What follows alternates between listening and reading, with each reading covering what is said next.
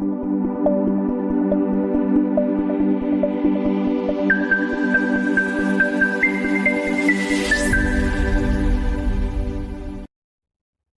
here to talk to you today about ROTC scholarship contracts. Now, we've got links to all these contracts so you can actually see what you're going to be signing if you choose to accept an ROTC scholarship and start drawing scholarship benefits on your college or university that you're attending the ROTC program with. It's important to read the contract thoroughly, understand what the commitments are, as well as what you need to do in ROTC in order to be able to keep your scholarship. When you look at these contracts, first you look at what is required for you to keep the scholarship. To keep the scholarship, you have to, one, maintain a certain GPA, and that GPA usually ranges between 2.0 to 2.5, depending upon the service. You also have to pass all of your ROTC classes. So you have to be an active participant and to at least pass your classes in the ROTC.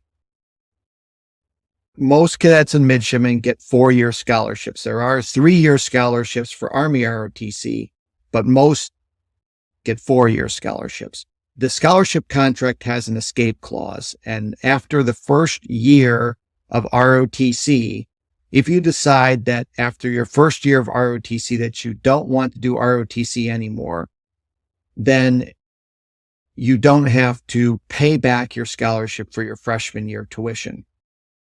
So if you decide that you don't want to do ROTC after the year, it's best to make that decision before you start your sophomore year so that you don't have to repay your benefits that were paid for your freshman year.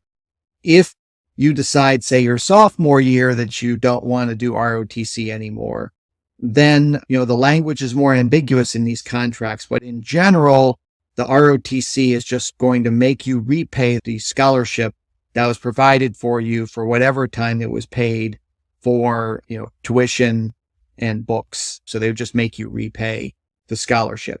The language in the contract says that you could become an enlisted person. But in my experience, unless you are very advanced in the program, usually that means a senior cadet that's very, very close to graduation. I have not seen a lot of cases where they're going to make you go on active duty and serve as an enlisted person in any of the services, mainly because the military doesn't want people in it that don't want to be in the military. You're doing no good in the military if you don't want to be in it, and the military doesn't particularly want somebody who doesn't want to be in the service.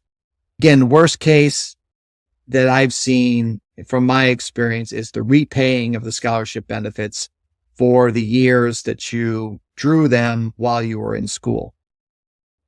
So the second part of the scholarship contracts talk about what your service commitment is after you graduate and are commissioned. That really depends on the service and the specialty that you're going into. For the Army and Air Force, the commitment is 4 years on active duty. The Army also has an option to go into the Army Reserve for 8 years. The Navy has a 5-year commitment on active duty. The Marine Corps has a 4-year commitment on active duty. So the Navy ROTC, for some reason, has an additional year for ROTC scholarship recipients that the other services don't have. Now, that does not take into account specialty training that you may get in the service. And usually that's pilot training for most of the services. So for Army, Navy, Air Force, and Marines, if you go to pilot training, flight school, that's going to add on some additional time, upwards of up to 10 years onto your contract. The Air Force also has some other programs that will increase your commitment time that you have to serve. And some of those will be laid out in the contract. Some of those then will be laid out later on once you select that specialty. So the Air Force has that language in the scholarship contract. The Army and Navy and Marine Corps do not have it in their contract. That would be then something you would sign later after you're brought into that specialty. Certainly look at these documents, look through them, see what, the requirements are and the commitment is.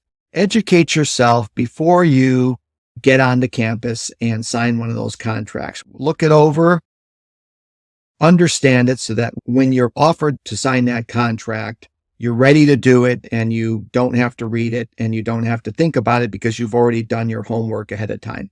So getting an ROTC scholarship contract is a great honor, but it also involves a commitment. So understand what that commitment is. You'll be much better off and much more calm about signing that contract and committing to officer training to eventually become an officer in our armed forces.